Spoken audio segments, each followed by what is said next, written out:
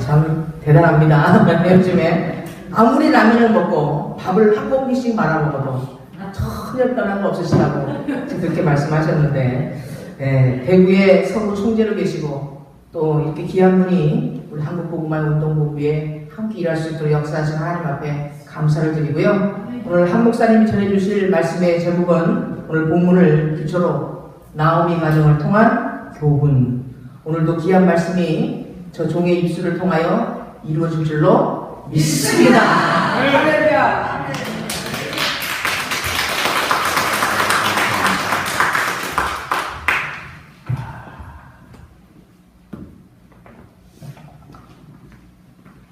제가 여기 서니까 왜 이렇게 작아 보이는지 모르겠어요. 사회하시는 목사님이 저보다 훨씬 더 키가 큰 것 같아요. 기도하는 목사님도 키가 더 커요. 제가 저 오사리 기도면서 집회를 하는데 사회를 보시는 목사님이 골리앗이에요. 제가 나가니까 너무 작아가지고 강사가 어디 갔느냐고 그럴 정도로 좀 그래서 민망했는데 여기도 오니까 그렇습니다. 제가 그 낯을 좀 많이 가려가지고 처음 오면요 좀 이렇게 적응하는데 시간이 좀 걸려요. 그래서 원래 첫날 저녁에 인사하고 둘째 날부터 이제 이 집회를 하는데 오늘은 1시간밖에 없어서 낯을 가릴 시간 없을 것 같아요. 오늘 하나님께서 주신 모든 말씀 가지고 함께 은혜 나누려고 합니다. 한번 기도 잠깐 드리겠습니다. 연약하고 부족한 종을 주님께서 십자가 밑에 감추어 주시고 나팔로만 사용하셔서 하나님의 말씀이 친히 증거되게 하시고 심령의 생명의 단비가 되게 하옵소서. 연약한 것 하나님께서 친히 함께 해주시길 바라오며 예수님 이름으로 간절히 기도합니다. 아멘. 그래도 기도를 해도 계속 마치 아직도 선것 같아요. 어떤 사람이 등산을 갔대요. 등산을 갔는데 자 8분 능선까지 올라갔는데 이제 저쪽으로 건너가야 되는 그런 상황이 됐던가 봐요. 근데 보니까 천길 낭떠러지였대. 야 어떻게 하지? 저쪽에 내려가서 다시 올라오네. 그런데 보니까 이렇게 밧줄로 만드는 다리가 이쪽 산에서 저쪽 산까지 아주 잘 놓여져 있어서 참 잘됐다. 안 그러면 또 내려가다 다시 올라가야 될 텐데 이렇게 하고 그 길을 건너갑니다. 감사합니다. 이렇게 하고 건너가는데 한 3분의 1쯤 건너가면서 가만히 보니까 그 밧줄이 오래돼가지고 이게 가운데쯤 가면 무게가 이제 더 많이 받잖아요. 그러니까 끊어질 확률이 있을 것 같아요. 뒤를 돌아보니까 벌써 멀리 왔어요. 뒤로 돌아갈 수도 없고 앞으로 나가야 되는데 어떻게 하지? 염려하는 도중에 그렇지 기도해야지. 기도했어요. 하나님, 제가 그동안에 벌어서 모아둔 돈이 8천만 원 있는데 그거 하나님 앞에 드리겠습니다. 제발 이 밧줄이 제가 다 건너갈 때까지 끊어지지 않게 하옵소서. 기도를 했어요. 아멘을 하고 살살 가보니까 가운데쯤 가도 괜찮아요. 마음이 달라지기 시작했어요. 일이 괜히 겁먹고 그랬구나. 그래서 기도를 다시 했어요. 하나님 아버지, 가만히 생각해 보니까 그게 재산 전부 다인데 그거 다 드리면 제가 살아갈 길이 없잖아요. 그러니까 사륙제로 합시다. 그랬다는 거예요. 사륙제 아시지요? 그래서 제가 6을 드리고 4은 제가 가지면 안 되겠습니까? 그랬더니 갑자기 밧줄이 툭 떨어져 버렸어요. 그냥 그 높은 그 절벽 아래로 밧줄을 잡은 채 내려가면서 그 등산이 뭐라고 했는지 아십니까? 농담도 못합니까? 그랬대요. 아니 그래도 별로 잘 안 웃어요. 썰렁 개그가 됐나요? 제가 본문하고는 좀 상관없는 얘기를 했던 것은 좀 이렇게 함께 좀 가까워질까 하고 지금 말씀드렸습니다. 그래도 그 암에서의 되게 굉장히 위로가 힘이 됩니다. 오늘 성경 말씀 본문을 보면 베들레헴에 흉년이 들었다는 이야기가 나와요. 베들레헴에 흉년이 들었다.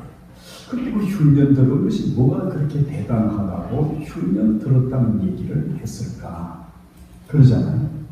성경 말씀 창세기 12장 10절에 보면 아브라함 때 그 땅에 흉년이 들었더라. 이렇게 돼 있어요. 그런데 창세기 26장에 넘어가서 1절 말씀에 보면 아브라함 때 첫 흉년이 들었다가 또 그때에 흉년이 들었는데 아들 이삭 때 흉년이 들었더라. 이렇게 돼 있어요. 흉년이 오는 거죠. 이거 자연적 현상이잖아요. 그래서 흉년이 왔어요. 그런데 열왕기상 18장 2절에 보면 엘리야가 선지자로 있을 그 당시에 또 흉년이 왔어요. 그때는 흉년이 길었어요. 3년 6개월 계속됐죠. 사람들이 많이 죽고 자연 인물까지 많이 죽게 되는 그런 상황이 전개됐어요. 그런데 이렇게 우리가 살아가는 세상에는 흉년이 오게 돼요. 그런 것이 우리 종종 경험하잖아요. 제가 어렸을 때 얼마나 먹고 살기가 어려운지 여기 보니까 전부 연세가 많은 분들이더라고요. 그런데 제가 어렸을 때는 아주 먹고 살기가 힘들고 어려웠어요. 그래가지고 봄이 되면 잎이 이렇게 나오는 그때부터 시작해서 나무를 뜯어야 했어요. 배를 채워야 하니까. 그래서 그 절정이 보리가 이글동할동할 때입니다. 그래서 그때는 무슨 고개? 보리고개라고 그렇게 얘기했어요. 그리고 보리 이렇게 좀 갈아가지고 넣고 그냥 나물만 잔뜩 넣어가지고 그렇게 해서 먹던 그 시절이 기억이 나요. 흉년하게 되면 그때가 기억이 나요. 그렇게 해서 이 성경 말씀에도 보니까 흉년이 나서 많은 사람들이 힘들고 어렵게 되는데 오늘 이 흉년이 언제 일어났느냐 하면 사사들이 치리하던 때라 이렇게 말합니다. 흉년이 있었는데 사사들이 치리하던 때에 흉년이 났다 이렇게 말합니다. 그러면 왜 흉년이 사사들이 치리하던 때에 났다고 여기에 기록을 했을까? 의미 없는 말씀을 기록할 리는 없을 거 아니겠어요? 그래서 오늘 성경 말씀을 보니까 사사들이 치리하던 때로 가면 오늘 읽었던 룻기서 앞이 바로 사사기잖아요. 그렇죠? 사사기. 그럼 사사기를 한번 보겠어요. 그때가 어떤 일이 있었는지를 한번 보겠습니다. 25절. 사사기 21장 25절. 다 그냥 바로 옆에 붙었으니까 보시면 되겠어요. 한번 읽어보겠습니다. 시작. 그때에 이스라엘 왕이 없으므로 사람이 각기 자기의 소견에 옳은 대로 행하였다. 아멘. 성경이 지금 두 가지로 나와 있어서 조금씩 차이 되는데 옆에 사람이 틀리게 읽는다 생각하지 마세요. 다 다르게 읽는데 성경이 조금 차이가 나요. 그런데 그때 보니까 이스라엘의 사사들이 치리하던 그때가 바로 사사기 마지막 장을 보니까 그때도 사사들이 치리하던데 그런데 왜 그때에 흉년이 왔을까? 흉년이라는 게 뭐냐 말씀드린 대로 고난이잖아요. 시련이잖아요. 여러분들 흉년 여기는 다 연세 드신 분들이 많아서 흉년하면 더 이야기할 필요가 없을 것 같아요. 그러나 도시에 계신 분들은 흉년도 잘 몰라요. 시골에 사시던 분이나 나요. 흉년하면 그 고통이 얼마나 심했던가를 알게 돼요. 그런데 이 사사시대에 흉년이 들어서 많은 사람을 고통스럽게 하는 그런 일이 일어났다는 거예요. 그것도 베들레헴 지역에. 베들레헴만 왔겠어요. 그 주변이 함께 오면 다 같이 오겠지요. 이렇게 성경 말씀에 보니까 사사들이 치리하는 그때의 흉년이 유대 베들레헴에 들었는데 그 유다 베들레헴이 흉년이 든 이유를 가만히 살펴보니까 사사 시대에 왜 흉년이 왔을까? 왜 사람들을 고통스럽게 만드는 시련의 때가 왔을까? 우리가 사는 이 시대에도 시련의 때는 오게 되는 거지요. 그런데 시련의 때가 자연적 현상으로 오는 것하고 하나님의 징계를 통해서 오는 것이 있어요. 그런데 하나님의 징계로 오는 것은 조금 달라요. 그래서 오늘 본문 말씀은 창세기 12장이나 혹은 26장에 나오는 자연적 현상을 통해서 오는 것이 아니고 아까 말씀드린 대로 하나님의 진노로 오는 열왕기상 18장 2절 말씀과 같은 룻기스 1장에서 오는 그런 시련이었어요. 그래서 하나님의 징계지요. 이렇게 해서 그 땅에 흉년이 왔어요. 지금도 하나님은 우리가 살아가다가 하나님의 뜻에 합당하게 살지 못할 때는 우리에게 각기 다른 흉년을 보낼 수 있다는 거죠.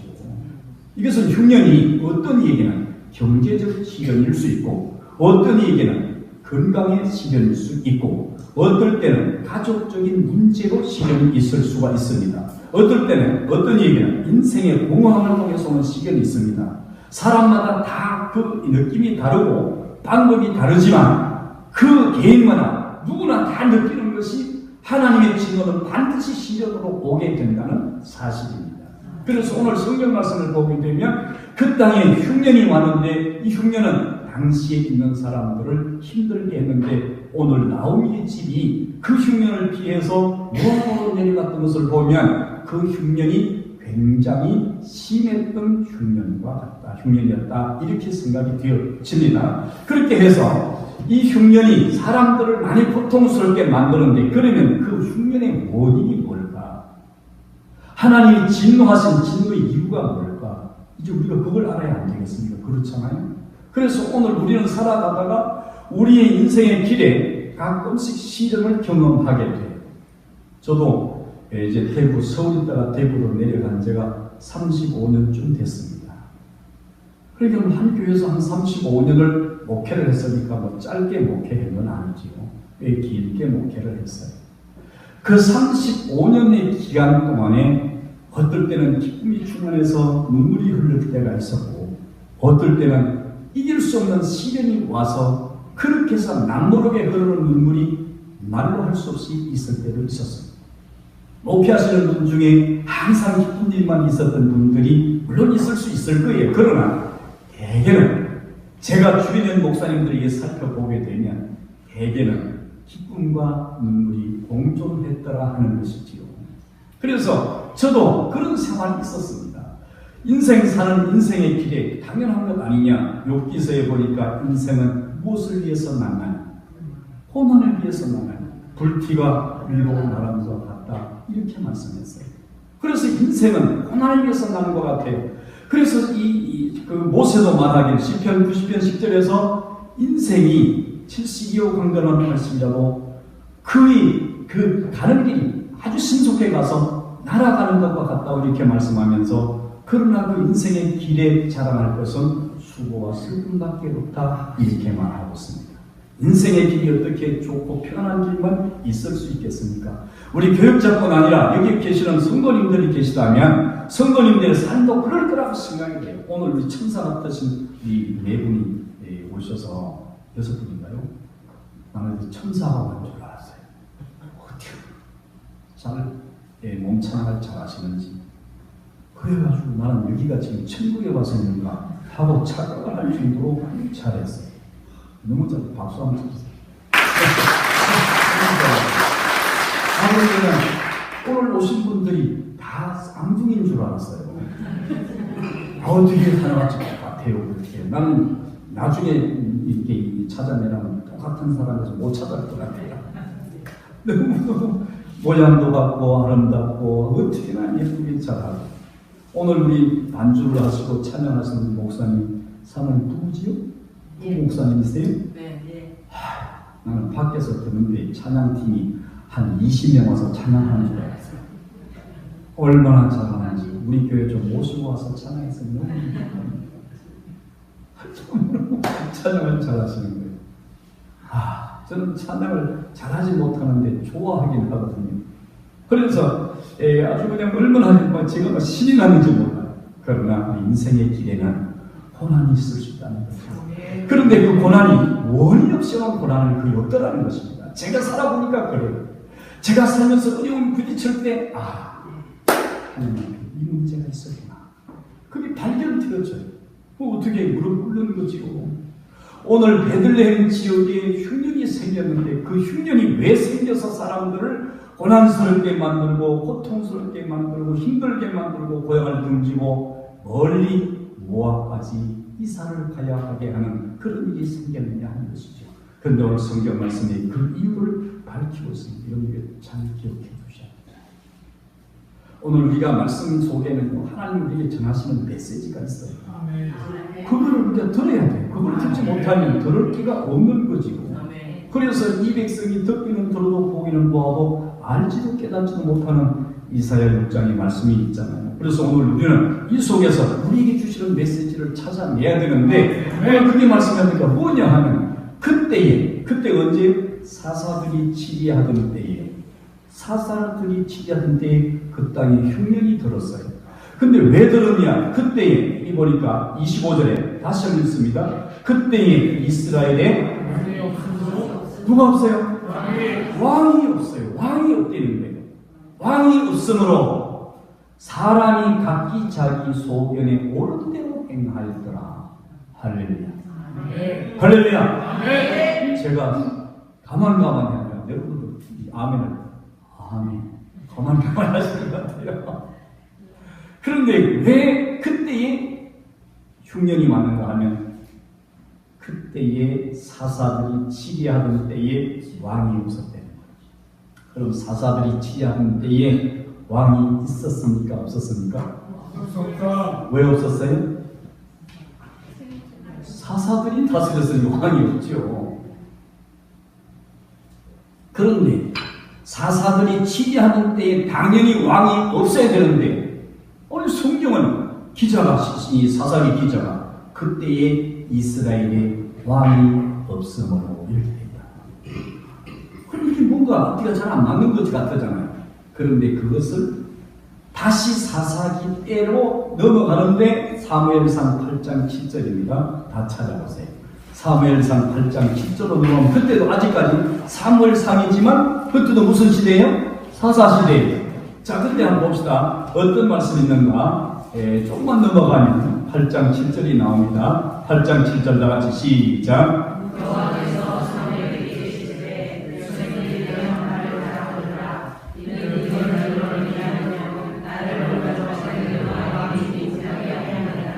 아멘. 이제 왜 왕에 대한 이야기를 기록했는지가 감이 잡히지요? 사사들이 치리하던 때에 왕이 없으므로 그래서 그때의 흉년이 들었다는 거예요. 근데 그게 이방 땅에 들은 게 아니에요. 이방 땅에 들어서 왕이 없으므로 말을 쓸 필요도 없어요. 그 왕이 없을 때 흉년이 들은 것이 베들레헴에 들었다는 거예요. 여기에 문제가 있는 거죠.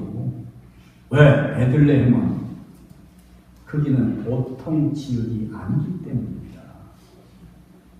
그래서 오늘 우리가 인생을 살아가다가 왕을 잃어버리고 살면 안 된다는 얘기죠.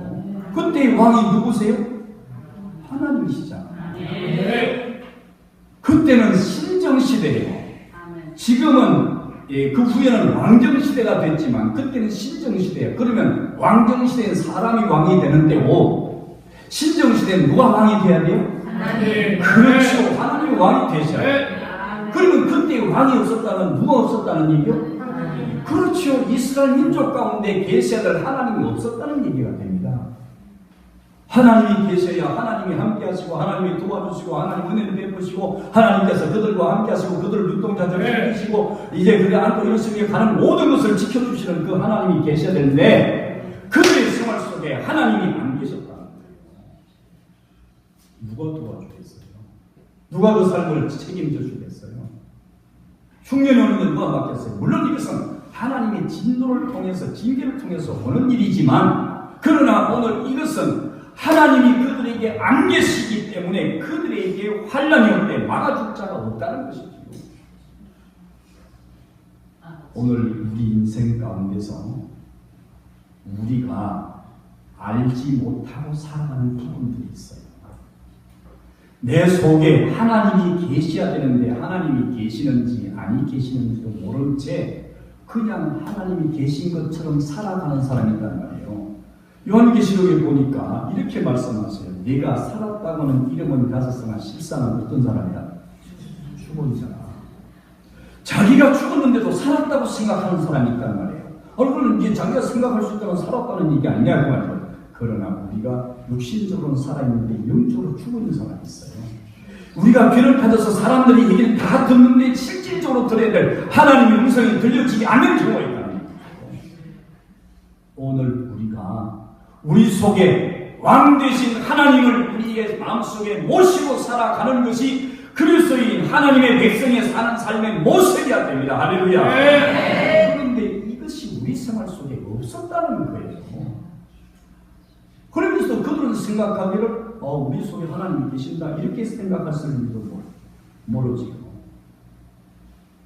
우리의 생활, 우리의 삶, 우리의 신앙 모든 삶을 하나님이 다스려 가셔야 돼요. 그래야 우리의 삶이 바른 삶이 되는 것이죠. 그 하나님 우리의 삶을 다스리실 때 우리의 삶에 다윗이 고백한 것처럼 여호와께서 나의 목자가 되시니 내게 뭐가 없어요? 그렇죠. 이런 삶이 되더니 이 삶이 우리 생활에서 사라져버려요. 그러면서 우리는 껍데기 신앙생활만 하고 있다는 사실이죠. 오늘 여기 계시는 분 중에 그럴 일은 없으리고 생각이 됩니다만 오늘 우리 마음속에 왕을 잃어버리고 사는 그런 모습이 혹시라도 여러분들이 있으시다면 오늘 잃어버린 왕을 찾으시는 밤이 되시기를 축원합니다. 축원합니다. 축원합니다. 오늘 이것은 중요한 하나님의 메시지. 오늘 하나님은 잃어버린 자들에 대한 하나님의 진노가 이사야 6장에 나오죠. 물론 지금 이 사무엘상 초나 율기서나 아니면 사사기 시대하고 지금 이사야 시대는 시간적 차이는 있어요. 그러나 그 모습을 갖다 볼 수 있는데 거기 말씀을 보니까 이렇게 말씀하고 있어요. 그때 당시에 사람들이 하나님을 잃어버리고 사는 사람들이 있었어요. 이사야 1장 2절 3절을 제가 읽겠습니다. 하늘이여 들으라 땅이여 귀를 기울이라 여호와께서 말씀하시기를 내가 자식을 양육하였거늘 그들이 나를 거역하고 물러간다. 그들이 나를 거역하고 내게서 떠나갔다는 거죠. 이 도대체 이게 무슨 얘기냐 그 말이에요. 하나님과 함께 살아야 될 사람들이 하나님을 잊어버리고 하나님과 결별해 살고 있다는 얘기 아닙니까? 그러면서 3절에 소는 그 임자를 알고 나귀는 주인의 구유를 알건만은 이스라엘은 알지 못하고 나의 백성은 깨닫지 못하는 것도 하셨도다. 할렐루야. 오늘 사람들이 하나님과 함께 살아야 될 이유가 있습니다. 우리는 우리가 잘나서 사는 것 같지만 우리가 잘나서 하나님 믿고 하나님 백성 된 것 같지만 우리가 한 것 아닙니다. 하나님이 하신 거예요. 이스라엘 민족이 잘나서 저 애국 땅에서 해방이 돼서 나온 것 같지만 실상은 아니었습니다. 하나님께서 그들을 그 땅에서 해방시켰어요. 그래서 애국 땅에 종되었던 너희를 해방시켰던 내가 너희에게 이르노라. 하나님께서 모세오경을 보면 곳곳에 그런 말씀이 들어있습니다. 하나님이 그들을 애국 땅에서 구원해내셨어요. 오늘 우리가 잘나서 하나님 믿고 하나님 백성되고 천국 시민되고 오늘 우리 하나님을 아버지라고 부를 수 있는 것이 아니라 하나님께서 그의 아들을 보내시고 그의 아들을 십자가에 달아 그의 죽음을 통해서 우리를 살리셨습니다. 에베소 1장 1절에서 하늘과 죄로 죽었던 너희를 그리스도 예수 안에서 살리셨다고 말씀하셨습니다. 우리가 잘나서 되는 건 아닙니다.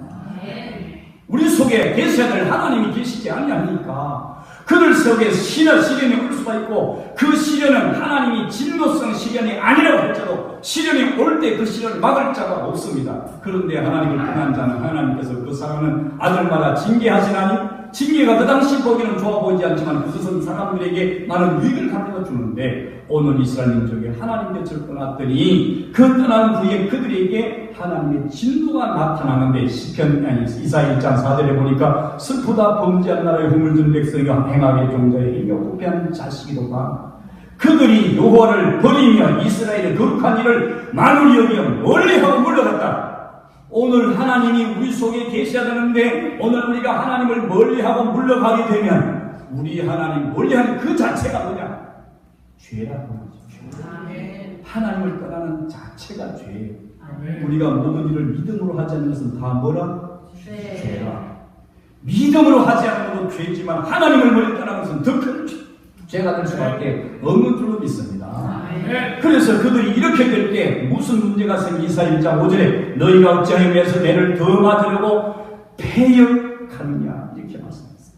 어찌하면 하나님이 것을 떠나는 자에게 하나님은 그냥 내버려 두지 않습니다. 왜? 자녀가 아버지를 거역하고 떠나가는데 어떻게 그냥 내버려 두겠습니까? 내버려 두면 망하는데 내버려 두면 죽는데 그를 종아리를 쳐서라도 데려와야 안 되겠습니까? 그래서 우리 하나님이 시련을 보내시는 거예요. 고난을 주시는 거예요. 이거는 교역자도 평신도도 남자도 여자도 아이도 어른도 남녀노소 이 빌부 귀천 관계없습니다. 누구나 다 통일하게 오는 것입니다. 그래서 오늘 우리는 우리 속에 혹시라도 하나님을 잃어버리고 살지는 아니하는가 생각해 보시고 오늘 성경 말씀에 창세기에 보게 되면 에녹이 모두셀라를 낳고 난 뒤 65세에 그가 300년 동안을 하나님과 동행했더라. 할렐루야. 할렐루야. 할렐루야. 오늘 여러분들이 하나님과 동행하시는 삶이 되시기를 주님의 이름으로 축원합니다. 축원합니다. 하나님이 우리와 동행하셔야 돼요. 그런데 사사시대의 사람들은 하나님을 잃어버렸어요. 왕을 잃어버렸어요. 아니 왕을 거역했어요. 하나님이 어찌 그들을 그냥 두시겠습니까? 당연히 매를 맞아야 되죠. 당연히 징계가 와야 되죠. 왜? 사랑하니까. 하나님은 우리 모두를 사랑하는 줄 믿습니다. 그래서 그들에게 시련이 왔다. 이유는 뭐였었다? 왕이 없었기 때문이다. 이유가 뭐였다고요? 왕이 없었기 때문이었어. 한번 여러분들의 마음을 들어보십시오. 내 속에 왕 되신 하나님이 계십니까? 아멘. 할렐루야. 아멘. 감사합니다. 아멘. 여러분들은 시련이 올 이유가 없습니다. 흉년이 올 이유가 없습니다. 고난이 올 이유가 없습니다. 왜? 여러분 속에 왕 되신 하나님이 계시기 때문입니다. 그런데 이제 왕 되신 하나님이 안 계시면 이어서 오는 문제가 이제 생겨요. 무슨 문제가 생겨요? 왕 되신 하나님이 안 계시니까 사람들이 자기 소견에 오른 대로 살더라 하는 것입니다. 성도의 삶, 이스라엘 사람들의 삶은 자기 마음대로 사는 삶이 아니에요. 그래서 너희는 모세의 율법을 다 지켜 행하고 내 입에서 그것을 떠나지 말게 하고 내가 좌우나 우루나 치우치지 말라. 그리하면 내가 어디로 가든 너와 함께 할 것이요. 어디로 가든지 내가 함께 할 거라는 내 모든 행사가 다 형통하게 되리라. 오늘 하나님이 우리와 함께 하시고 왕이 우리 속에 계시면 왕의 명령과 말씀대로 살아야 되는 것이 당연한 일입니다. 그런데 오늘 우리 왕이 안 계셔. 그러니까 우리를 통제하거나 명령할 사람이 없어져 버렸어. 그럼 어떻게 살아? 내 마음대로 사는 거예요. 누가복음 15장으로 잠깐 넘어가 볼까요? 거기 가서 보니까 아버지에게 두 아들이 있었는데 둘째 아들이 아버지 내게 줄 우산을 주십시오. 야, 너 아직 어려서 그러면 안 된다. 아, 주십시오. 줬습니다. 아들이 아버지의 간섭이 미치지 않는 먼 나라로 가서 타국에 가서 살았어요. 살았을 때 어떻게 살았을 것 같아요? 그렇죠. 호랑방탕하게 살았고 성경은 그렇게 돼 있어요. 그런데 그것이 뭐 어떻게 살았다는 얘기요? 그렇죠. 자기 소견에 오른 대로 살았습니다. 아버지와 함께 살았으면 야야 너 그렇게 살면 되겠어. 그렇게 살지 마라. 이렇게 할 것 아니겠습니까? 그런데 아버지 없습니다. 그랬더니 그가 아버지 유산을 가져가서 뭐와 함께 다 창기와 함께 다 아버지 재산을 먹어버렸다. 날려버렸다. 형이한 얘기. 아버지의 간섭이 미치지 미치지 않고 아버지의 영향력이 미치지 않는 곳에 가니까 통제받을 일이 없습니다. 그러니까 자기가 그저 자기 살고 싶은 대로 살아가는 거지요. 그랬더니 뭐가 왔어요? 얼마 가지면서 가졌던 재산 다 떨어지고 돼지국에 가서 돼지와 함께 살면 돼지 먹는 쥐염 열매를 먹는데 거기다가 흉년이 심해서 그 쥐염 열매도 주는 이가 없더라. 자기 소견에 오른 대로 자기 멋대로 자기 생각대로 살았습니다. 이건 아버지의 아들로서 사는 모습이 아닙니다. 우리는 하나님의 아들이요 하나님의 딸입니다. 하나님의 자녀입니다. 그런 우리가 하나님의 명령과 하나님의 말씀 속에 살아야 됩니다. 그래서 너희는 말씀을 주루하여 그 말씀을 주야로 묵상하라. 할렐루야. 무엇 때문에 묵상해야 됩니까? 말씀대로 살아야 되니까. 근데 우리 말씀대로 안 살아요. 왜 안 살아요? 왕이 없으니까. 왕의 말씀이 번의가 없어져 버렸어요. 우리의 삶에는 왕이 없어지면 통제받을 곳이 없어집니다. 좌우나 우우나 치우치지 말아야 되는데 마음대로 치우치며 살아갑니다. 세상도 가까이 하고 오늘 이제 악한 일들에도 우리가 가까이 하고 가지 말아야 할 자리에 가게 됩니다. 죄인의 길에 서지 말고 악인의 길을 쫓지 말고 오만한 자리에 앉는 것까지 하지 말아야 될 우리들이 그 자리에 마구 앉습니다. 저도 뭐 여러 단체에 많이 이렇게 가봅니다. 오늘 제가 신입생이잖아요. 근데 왔는데 그냥 너무너무 그냥 사랑을 해주셔가지고 몸둘 바를 모르겠어요. 너무너무 기분이 좋았어요. 그렇게 하고 그냥 서로 이렇게 높이는 모습, 섬기는 모습을 보면서 정말로 좋은 모습이다, 아름다운 모습이다, 그런 생각이 들어요. 그렇잖아요. 그런데 대개는 그렇지 않습니다. 높임 받으려고 하고 섬김 받으려고 하고 높아지려고 합니다. 이것은 그리스도의 삶이 아니잖아요. 왜 그렇습니까? 말씀과 상관없는 인생을 살아가고 있기 때문에. 예수를 나는 잘 믿습니다. 나 하나님 20년 믿었습니다. 나는 은혜 받았습니다. 방언도 합니다. 통역도 합니다. 능력도 받았습니다. 기도하다가 입신도 했습니다. 하나님 만나봤습니다. 온갖 것 다 했으면 무슨 소용이 있습니까? 말씀과 멀어지는 삶인데 주님 앞에 서는 날 예수님께서 주여 주여 하는 자마다 다 천국에 들어갈 것이 아니라 아버지의 뜻대로 행하는 자에 들어가는 그렇게 말씀하십니다. 예수님께서 나는 너 모른다 이렇게 말씀하셨잖아요. 그랬더니 그 사람들이 한 얘기가 왜 나는 주의 이름으로 선지자는 귀신을 쫓아내고 병을 고치고 능력을 행했습니다. 나를 모르시겠습니까? 그랬더니 그분이 뭐라고 하셨어요? 이 불법을 행하는 자라 내게서 떠나가라. 왜 그게 능력도 행하고 귀신도 쫓아내고 병도 고치고 선지라는 것도 했는데 주님께서 모른다고 하셨겠어요? 왕이 없는 생활, 그 속에 하나님의 말씀과 명령대로 살아가는 생활이 아니라 자기 소견에 오른 대로 살았습니다. 편한 대로 살았습니다. 이익되는 대로 살았습니다. 높아지는 대로 살았습니다. 그러니까 주님께서 주님 말씀 아니잖아요. 그 주님 말씀 아니잖아요. 그러니까 주님께서 모르실 수밖에 없죠. 주님 말씀 아닌데 그 주님 말씀대로 안 살았는데 하나님 자녀 아니잖아요. 그런데 속고 사는 거예요.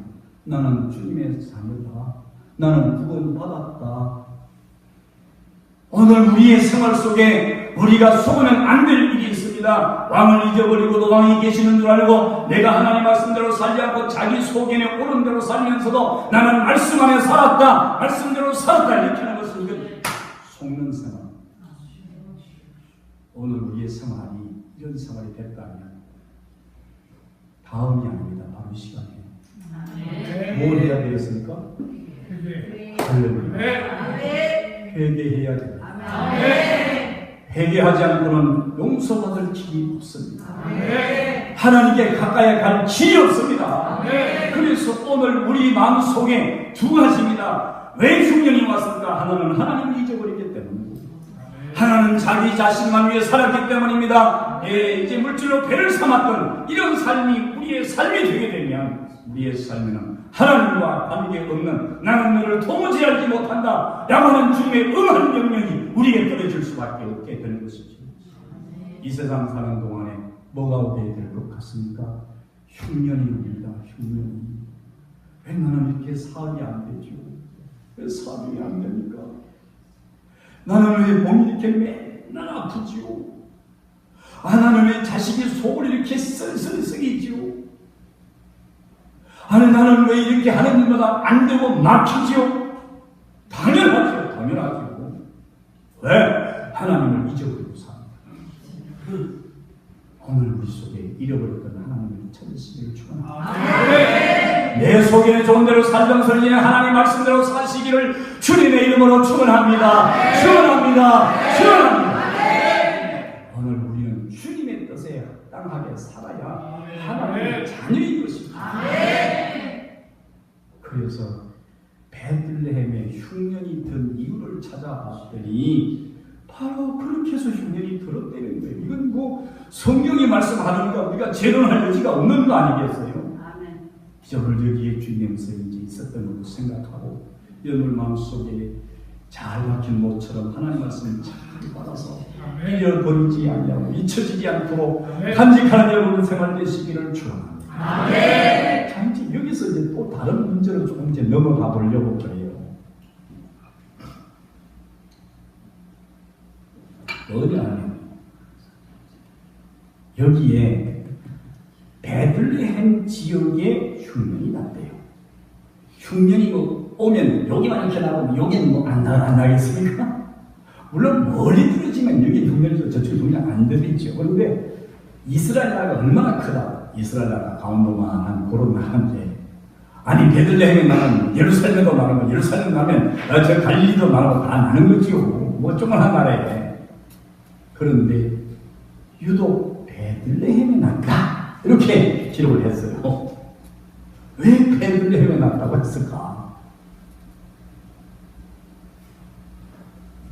베들레헴에 흉년이 든지라. 그런데 베들레헴에 흉년이 들었더니 베들레헴에 살고 있던 나오미 집, 그때는 엘리멜렉이 남편이니까 엘리멜렉이 자기의 가족들을 데리고 모압으로 도망을 갔어요. 자, 이제 여기서 베들레헴의 뜻이 뭐예요? 그렇죠. 베들레헴이라고 하는 이름의 의미가 떡집이야. 그러면 떡집이라고 왜 베들레헴을 떡집이라고 했을까? 이렇게 우리가 생각을 해볼 수가 있는데, 그것은 그렇게 해야 될 이유가 있었어요. 왜 그렇게 했었냐 하면, 성경 말씀에 보니까 미가서 5장 2절에 베들레헴 에브라다야, 너는 유대 고을 중에 작을지라도 내게서 한 5명 자가 나와서 내게서 내게로 나올 것이다. 할렐루야. 그럼 그 말씀이 무슨 말씀이에요? 예수님이 오신다는 말씀입니다. 예수님께서 이 땅에 오셔서 예수님께서 거기서 태어나신다는 그런 얘기거든요. 그런데 오늘 이 예수 그리스도께서 태어날 곳인데 예수님께서 당신을 가리켜서 말씀하시기를 뭐라고 하셨냐면, 나는 하늘에서 내려온 뭐예요? 떡이니라. 생명의 떡이니라. 예수님께서 나는 하늘로서 내려온 생명의 떡이니라. 할렐루야. 그런데 예수님께서 어디 오기로 예언이 되어졌냐면 어디로 오기로 되어졌어요? 베들레헴. 그러면 떡이 어디에 있어야 당연합니까? 떡집이 있어야 되지요. 여기 떡집이 있어야 안 되겠어요? 그렇잖아요.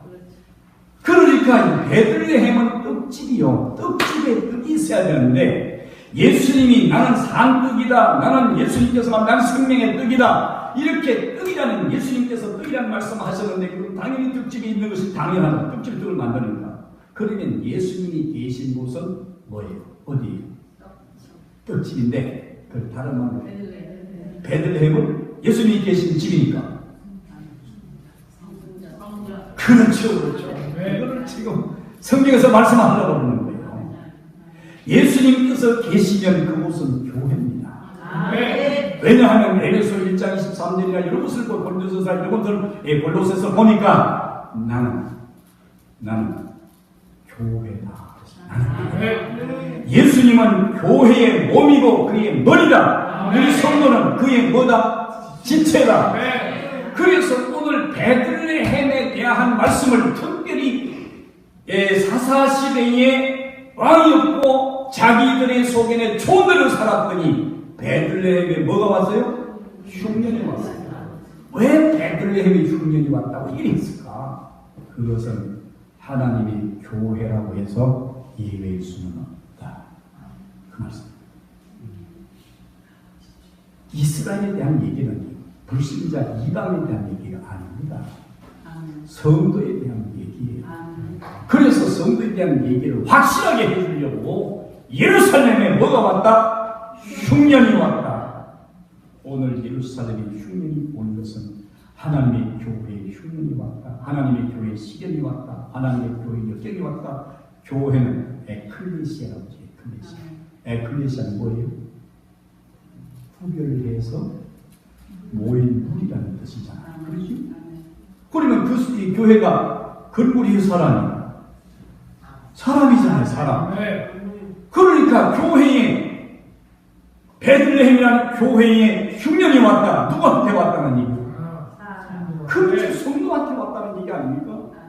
오늘 성도 여러분들에게 믿음과 신앙에서 바로 서지 못하고 왕 되신 하나님을 잃어버리고 오늘 하나님의 말씀을 떠나 좌우로 치우치고 일락을 좋아하는 자는 살았으나 죽은 자들이다. 오늘 우리가 세상의 일락을 즐거워하는 그런 삶을 살게 되면 아무리 교회를 오래 믿었어도 아무리 교회를 열심히 다녔어도 여러분들이 성경을 20번, 30번 읽었어도 소용없다는 얘기예요. 우리 교회는 연세가 90대신 권사님이 성경을 3번을 썼어요. 안 놀라시네. 여기는 성경 3번 쓴 거는 갖다 내놓지도 못할 그런 곳인 것 같아요. 아니 연세가 올해 90이에요. 그런데 전순이 권사님이라. 전에는 가정 그러면 기억을 하고 또 보고 알을 붙이고 이렇게 해서 성경을 썼어요. 그렇게 해서 성경을 2번을 써놔요. 이제는 갔습니다. 그러면 갔습니다. 뭐 갔습니다. 처음에는 갔습니다. 그러면 기억하고 또 아하고 그 다음 밑에 쌍시엇하고 그러니까 가짜를 쓰려고 하게 되면 3번을 봐야 완성을 해요. 그렇게 하고 성경을 1번을 썼어요. 그 다음에 2번을 썼어요. 3번째는 갔습니다. 그러면 이제 볼 것 없어요. 갔습니다. 네. 좀 익숙해져가지고. 그런데 여러분, 성경은 제가 이군 사령부에 들어갔더니 이군 사령부 사령관이 장로님이에요. 근데 장로님, 오라는 성경 얼마나 읽었어요? 와요. 나는 지금 성경을 120번째 읽었습니다. 장로님, 성경을 120번 읽었대요. 그럼 목사님 중에 뭐 성경을 120번 읽은 사람도 있겠죠? 그래서 목사님들이 말을 못했어요. 120번 읽었다는 거 무슨 얘기 하겠어요? 그러면서 하는 얘기가 제가 이게 사령관에 있는 동안에 우리 군에서 뭐 도와주고 있으면 이럴 테니까 내가 여기 있을 때 빨리 뭐든지 하세요. 그럼 내가 했더니 도울 수 있으니까 다 도와드리겠습니다. 120번 읽어도 120번 읽어도 우리의 생활 속에 하나님이 한 계시다. 그래서 오늘 베들레헴에 흉년이 왔어요. 교회 안에 흉년이 왔어요. 성도들 생활 속에 고난과 시련이 왔어요. 그래서 오늘 우리는 하나님을 진실로 믿어야 되는데 우리가 생각하고 나는 진실로 믿어. 그러나 우리가 생각하는 대로 되는 것이 아니라 주님이 보실 때 맞아야 돼요. 그래서 주님은 사람을 외모로 보지 아니하시고 뭐를 보세요? 우리 주님이 보실 때 그래 너는 내 마음에 합한 자다. 이세아를 다윗을 만나니 그가 내 마음에 합한 자다. 그렇게 말씀하셨던 것처럼 여러분들을 만날 때, 성도들을 만날 때 우리 하나님께서 그래 내 마음에 합한 사람이야, 이렇게 우리 하나님께서 기뻐하시는 자가 되는 줄로 믿습니다. 이렇게 해야 되는데 이 성도들의 삶, 이것이 안 되니까 예수 믿으면서 신앙사람이 힘들어요. 예수 믿는 게 왜 이렇게 힘드냐? 힘들 수밖에 없죠. 그렇게 한다. 왜 주일이 이렇게 빨리 없는지 제사하는 것처럼. 벌써 주일이야. 그래서 어떤 사람들이 후탁 선교가 많이 생겼어요. 후탁 선교가 뭐냐니까 성경책을 갖다가 저 선발에 올려놓고 한 번도 안 보고 너 오늘 교회 안 가? 오늘 무슨 날이냐? 주일이잖아. 벌써 주일이야. 이렇게 하고 막 준비하고 너 생일에 성이 어디냐? 그러니까 저기 선발에 있네. 그러니까 선발에 먼지가 하얗게 앉았다. 그러니까 이렇게 부탁이네. 성경 한 번도 안 보고 선발에 모시고 다니는 성도들이 많다는 거예요. 오늘 우리의 생활 속에 진실로 주님이 우리를 보시고 그래 내 마음에 든다. 할렐루야. 아멘. 그래야 돼. 그래야 하나님께서 우리에게 시련이나 환난이나 역경이나 고난을 막아주시는 역사가 일어날 수 있습니다. 그런데 사람들이 시련과 환난이 올 때 그거를 시련과 환난을 내가 견디고 싶어요? 안 견디고 싶어요? 안 견디고 싶잖아요. 그래서 오늘 성경 말씀에 보니까 나오미가 어떻게 했어요? 자기 남편과 아들 둘을 데리고 어디로 갔습니까? 모압으로 도망가는 거잖아요. 도망. 여러분 생각해 보세요. 오늘 여기서 중요한 이 교훈이 있어요. 하나님은 무엇이다? 하나님은 사랑이시라. 아멘. 너희가 먼저 나를 사랑하는 것이 아니라 내가 너를 먼저 사랑해. 사랑은 여기 있다. 이렇게 하시는 하나님이 사랑이세요. 근데 그 하나님이 사랑이신 하나님이 우리에게 시련과 고난을 주실 때에는 그만한 이유가 있을 거 아니겠어요? 그러면 거기를 어떻게 도망가면 안 돼요. 거기서 뭐 해야 돼요? 무릎을 꿇어야 돼요. 우리가 같이 무릎을 꿇어야 합니다. 할렐루야. 무릎을 꿇고 하나님께 물어야 안 되겠습니까? 여호수아가 아이 성에다가 전쟁했어요. 아이까지 조그마한 성이니까 당할 필요 없었다. 그러니까 얼마나 올라갔다가 이겼어요, 졌어요? 그렇죠. 이겼으면 제가 뭐를 얘기하겠어요? 졌어요. 사람이 36명 죽었어요. 그때 여호수아가 어떻게 했어요? 하나님 앞에 무릎을 꿇고 하나님 앞에 울었어요. 기도했습니다. 하나님 어찌해서 우리가 졌습니까? 어찌해서 우리가 이렇게 사람들이 실명을 안겨줘야만 합니까? 이렇게 물었더니 하나님께서 너희 속에 악한이 있습니다. 그래서 악한이 있습니다. 오늘 우리 속에 꼭 악한은 없습니까? 악한이 있으면 안 됩니다. 우리 속에. 그래서 어려운 문제가 오게 되면 하나님 앞에 왜 내게 어려움이 옵니까? 어려운 문제가 뭡니까? 이유는 어디 있습니까? 원인은 무엇입니까? 하나님 내가 무엇을 고쳐야 됩니까? 이렇게 해야 되는데 오늘 이 나오미의 직원 양이 좋은 대로 도망가자. 성경을 도망가자 말은 없어요. 야 설기도 가서 펴고 모압으로 내가는 실상은 도망. 하나님이 진노를 할 때, 하나님이 징계를 할 때 도망가지 말고 우리가 하나님 앞에 엎드려서 잘 내어놓아야 될 줄을 믿습니다. 이것이 해결 방법이에요. 우리 그렇게 안 하잖아요. 자꾸. 인간의 머리, 인간의 지혜 써가지고 어떻게 하면 방법이 안 될까? 저도 목회하다 보면 안 되는 거예요. 막 잠을 못 자고 이들 사람 잠을 못 자면서 고민해. 그게 될 게 아니잖아요. 뭐 해야 돼? 기도해야 되는데. 하나님이 안 되는 이유가 뭡니까? 하나님 앞에 기도해야 되는데. 기도할 생각하면 하나님께 내 생각, 내 조그마한 머리, 저 바닷가에 가가지고 종아리 하나 들고 기회 되니까, 바다를 안다. 뭘 알아야 알기는? 우리가 하나님 20년, 30년 믿으면 하나님을 다 안다. 뭘 알긴 뭘 알아요? 우리가 하나님을 어떻게 아냐?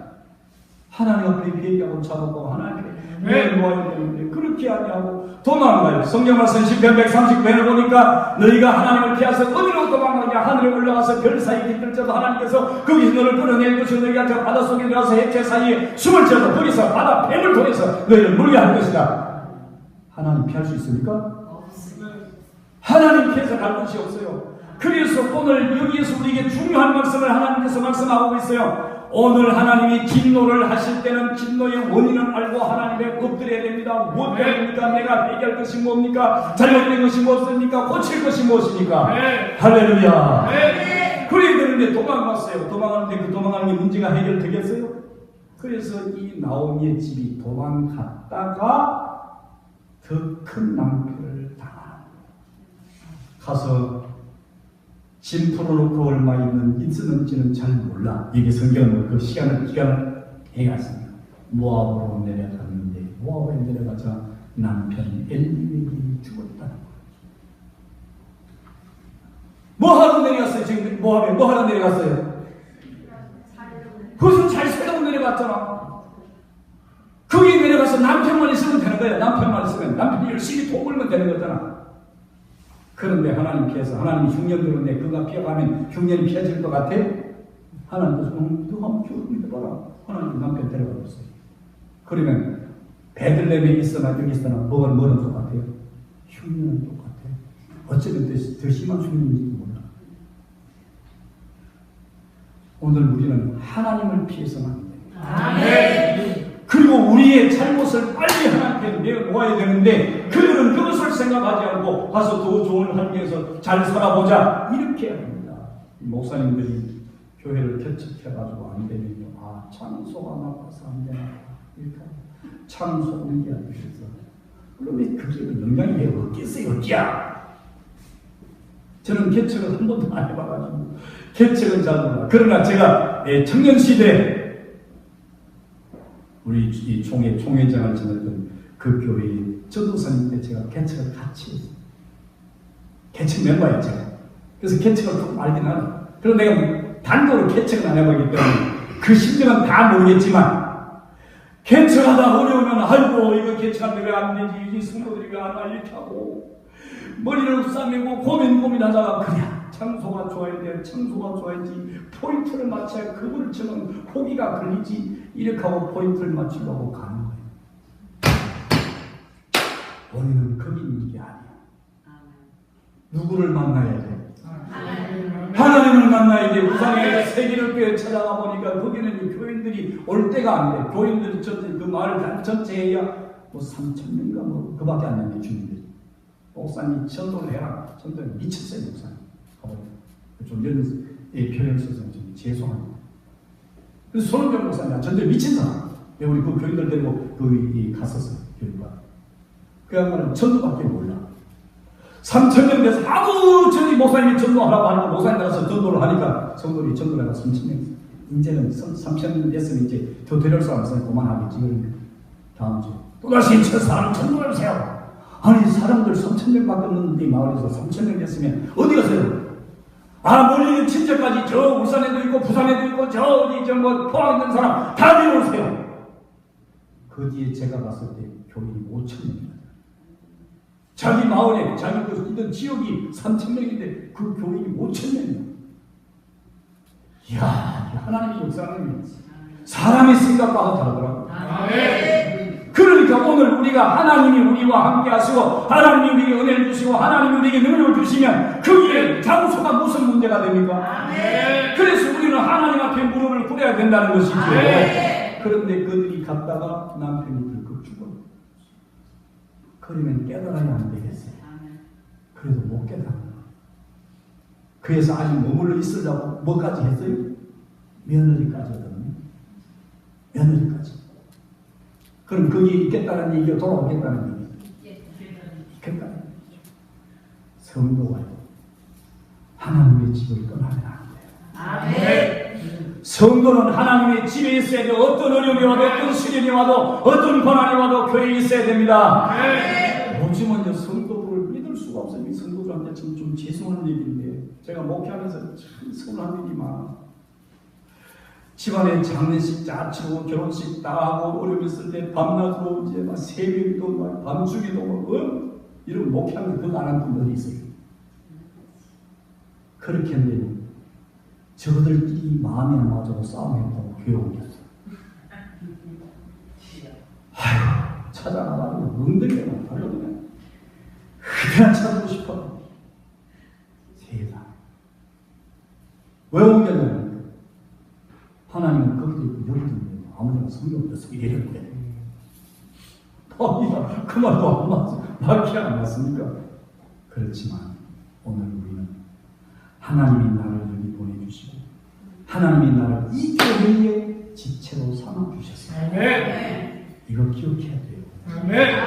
여러분 팔이니까 아무데나 다 붙어있다고 내가 우리 오늘 목사님 팔하고 바꾸자. 내가 아무나 다 붙이면 되겠습니까? 안 되잖아. 내 팔은 내 한 대 붙어있어야 돼. 오늘 성도가 예루살렘에 머물러야 될 성도는 예루살렘에 있어야 돼. 그런데 예루살렘에 있는 성도가 물론 이것은 세상으로 내려갔다. 그렇다고 해서 그 사람들이 하나님 안 믿었다는 거 아니에요. 그래서 오늘 우리는 우리가 머물러야 될 자리, 있어야 될 자리, 지켜야 될 우리의 자리가 있는데 그 자리를 잘못해서 지나오게 되면 난 여기 머물 게 아닌가 봐. 근데 그거 도망가려고 하지 말고 땅에 엎드려서 주님께 묻는 거예요. 내가 도대체 뭐를 어떻게 해야 됩니까? 나단 선지자가 예수님이 다윗한테 와가지고 어떤 사람 양이 100마리 한 마리 키우는 사람이 있는데 100마리 키우는 집이 손님이 많은데 이것저것 다 아까서 잡을 수가 없어서 한 마리 있는지 뺏어가지고 데리고 보냈습니다. 다윗이 발을 벌크면서 그런 나쁜 놈이 어디 있습니까? 율법대로 4배로 물어주고 내가 그를 절대로 그 사람들이 그럴 일이 있습니다. 나단 선지자 꾀제제 해가지고 저처럼 시골에서 올라오고 볼모양 그런 선지자 나단이 정색을 하고 당신입니다. 헤롯이 뭐 어째 이런 옥에 가도 세리를 오래 가뒀잖아요. 나중에 목을 잘라버렸잖아요. 다윗은 그렇게 하지 않았어요. 왕의 의지에서 내려앉아서 무릎을 꿇고 꾀지지하고 볼모양 없는 그 나단 선지자한테 어떻게 해야 내가 살겠나이까. 할렐루야. 할렐루야. 그것이 다윗이 달인되게 하고 다윗이 죽을 자리에서 죽지 않고 사는 방법이었습니다. 오늘 우리는 하나님의 낯을 피해서 도망가면 안 됩니다. 도망가면 어디를 가도 숨을 데가 없습니다. 요나가 하나님 명령을 저버리고 저 도망가가지고 다시 들어가려고 베니창에 가서 숨었습니다. 거기서 잠을 잤습니다. 근데 하나님께서 선장을 보내서 그를 발로 쳐서 깨웠습니다. 너는 뭐 하는 사람이 어디서 와서 어디 가는 사람이냐? 오늘 우리가 정신을 차리지 않으면 안 되는 거예요. 그래서 오늘 성경 말씀에 보니까 예루살렘에 베들레헴에 흉년이 들어서 교회에 흉년이 올 수 있다면 교회에 시련이 올 수 있다면 목회자로도 시련이 오고 교회의 중직도 시련이 오고 어려움을 믿는 초신자에도 시련이 올 수 있다는 얘기예요. 그럴 때 우리가 하나님의 뜻을 찾아야 돼요. 그래서 그가 베들레헴을 피해서 도망가가지고 모압 갔다가 패가 망신한 것 같아요. 오늘 여러분들은 어떻습니까? 여러분들은 고난이 없었습니까? 시련이 없었습니까? 흉년은 없었습니까? 그렇다면 오늘 흉년이 무엇 때문인지 원인을 살펴보십시오. 내가 신앙생활하면서 내가 믿음생활하면서 내가 하나님을 섬기면서 내가 왜 내게 경제적 시련이 와가지고 경제적 어려움이 올까? 제가 저 김포의 사랑의 교회에 집회를 갔어요. 갔더니 목사님 이틀만인가 오전 집회를 마치고 나니까 목사님 오늘 점심 대접하는 집사를 내가 소개하려고 합니다. 무슨 집사도 대접하면 그때 이해하면 되지요. 그러니까 아니요, 이 사람은 목사님 만나보면 알지만요, 이 사람이 빠질 때 하나도 없는 사람입니다. 키는 작은데 얼굴은 까마잡잡하고 생기기는 그냥 저쪽에 그냥 동남아 사람처럼 생겨가지고. 근데 이 사람이 돈을 얼마나 많이 벌었는지 오늘 목사님이 하고 싶은 거 다 얘기하세요. 하고 싶은 거 왜 있겠습니까? 밥 한 그릇 먹으면 2그릇 먹겠습니까? 그랬더니 아니요. 오늘 하여튼 오후 시간에 목사님 전 여기 뭐 하냐 아무것도 모르는데 밥 한 그릇 먹으면 됩니다. 뭐 하고 싶은 건 다 하래요. 정말 만나봤어요. 정말로 그래요.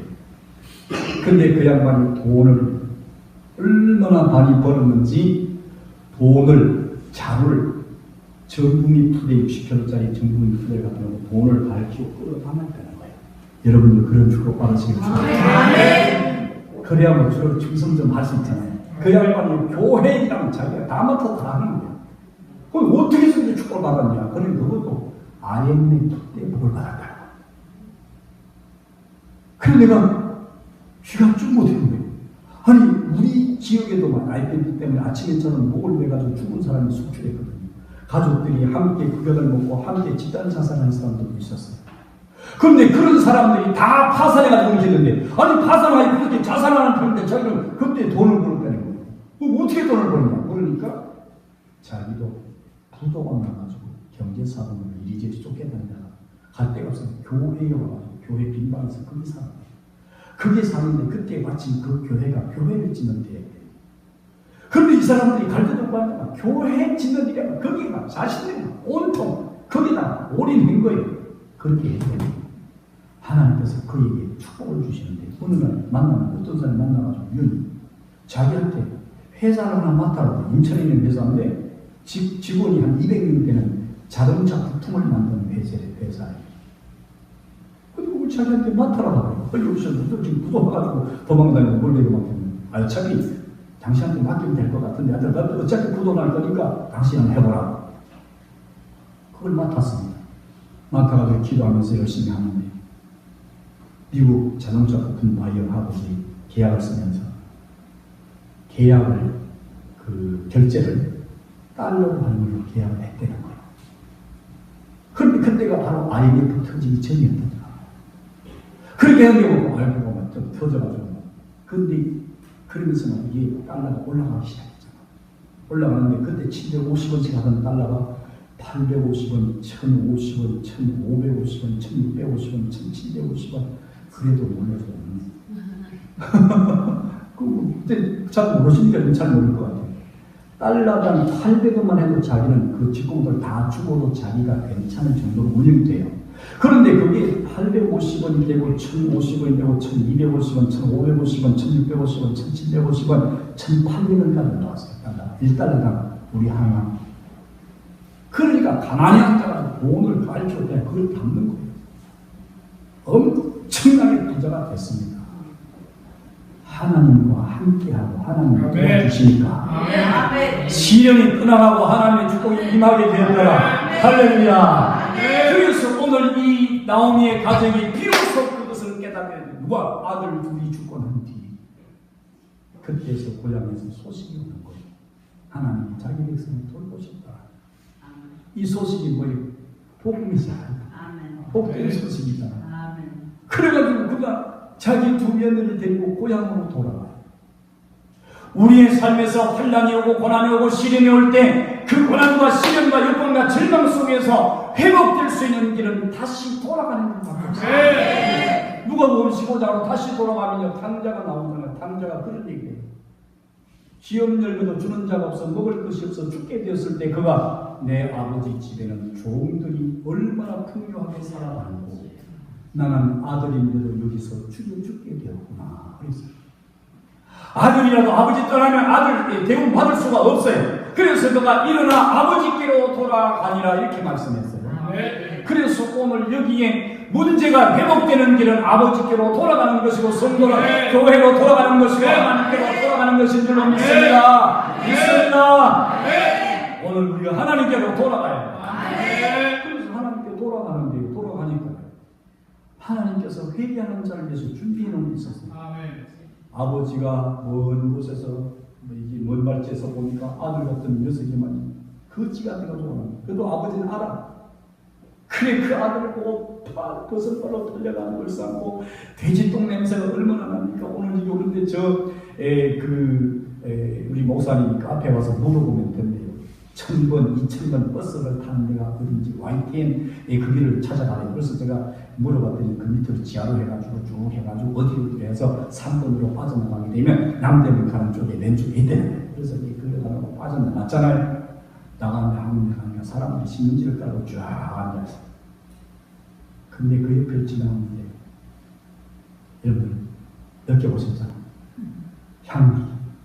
그 옆을 지나오는데 야, 근데 노숙자들한테 왜 똑같은 냄새가 나는지 모르겠어요. 우리 교회에서 일부 예배 때 노숙자를 위한 예배를 드렸어요. 노숙자들이 200명 좀 왔어요. 처음에는 설교를 어떻게 했는지 몰라서 설교를 하는 줄 알았어요. 어떻게 해야지. 근데 이제 한 달쯤 설교하니까 그다음에 일이 생겼어요. 그런데 2부 예배 때보다 1부 예배 때가 더 재밌는 거야. 이 사람들이 여러분 이 말씀은 하나님이 이렇게 말씀하셨습니다. 그러면 앉았다가 벌떡이라고 아멘! 아멘! 이러는데 얼마나 목사는 설교할 때 말이야. 아멘처럼 시바람 나잖아요. 그런데 어떤 사람들은 눈물을 흘리고요. 어떤 사람 노숙자 생활 청소하고 옷을 쓱하고 내가 이제 직장을 접었습니다. 목사님 축복 기도해 주시고 와서 기도해 주고 주방에 가서 공사를 하고 와서 청소를 하고 이야 그 사람들이 너무너무 재밌는데요. 200명이나 모여서 노숙자들이. 그런데요 그 사람들이 왔다가 가면 2부 예배에 다른 사람들이 와서 예배를 드려야 되는데 예배를 못 드리는 거야. 못 들 것 같아요. 냄새 때문에. 창문을 다 해놓고 여기다가 선풍기를 틀어가지고 막 다 이렇게 냄새를 내고 그래도 냄새가 안 나요. 사람들 돌아 무슨 냄새야 무슨 냄새. 그래가지고 교회 성장에 팍 장애가 됐더니 요즘은 이제 교회를 우리가 다시 옆으로 옮겨가서 건축하고 1년 동안은 그분들하고 못 만나고 그분들이 다 버리고 지금은 한 10명쯤 되는데 그런데 지금은 그렇게 뭐 전에처럼 막 이렇게 노숙자처럼 냄새나는 그런 분들이 안 오고 그냥 이제 그 중에서 몇 분 남은 분들만 와요. 어쨌든 제가 왜 하도 노숙자 얘기 들어가지고 우리는 우리가 생활하면서 하나님과 동행하는 하나님 믿는 하나님 중심하는 삶이 될 줄 믿습니다. 그래서 이제 그 나오미가 이제 회복해서 자기 고향으로 돌아가는데 하나님은 거지 같은 아가, 거지 같은 아들, 이제 탕자에게 들어가거든요. 아버지가 그걸 하니까 얼마나 냄새가 나겠어요. 그런데 그 아버지가 아들을 위해서 돌아왔을 때 목욕을 시키고 옷을 갈아입히고 그 속에 가락지를 끼워주고 너는 변함없는 내 아들이다. 이게 하나님 사랑이잖아. 하나님이 세상을 이처럼 사랑하사 독생자를 주셨으니 모든 죄를 믿는 자를 멸망치 않고 영생을 얻게 하였습니다. 오늘 하나님은 우리를 위해서 그렇게 기다리고 준비하고 계신다는 사실. 그래서 그 아들이 돌아가니까 그렇게 영접해 주셨는데 오늘 나오미가 자기 고향으로 돌아간다고 하니까 하나님께서 나오미 위해서 준비해 준 것이 있었어요. 두 가지였어요. 하나는 루시라고 하는 며느리를 준비하고 오르바는 돌아가고 루시 자기를 따라갔잖아요. 두 번째는 무엇을 준비해 두었어요. 이렇게 해가지고 자기가 돌아갔는데 아무리 희망도 없습니다. 돌아가봐야 자기가 먹을 것도 없습니다. 그런데 하나님은 그래도 돌아오고 다시 베들레헴으로 회귀하는 그 나오미를 위해서 하나님이 이것을 준비해 두셨나요? 돌아가가지고 보아스를 만나게. 보아스는 그 베들레헴에서 가장 유력한 자예요. 재산도 가장 많고 명예도 가장 높고 모든 것이 충분한 사람이 바로 보았었어요.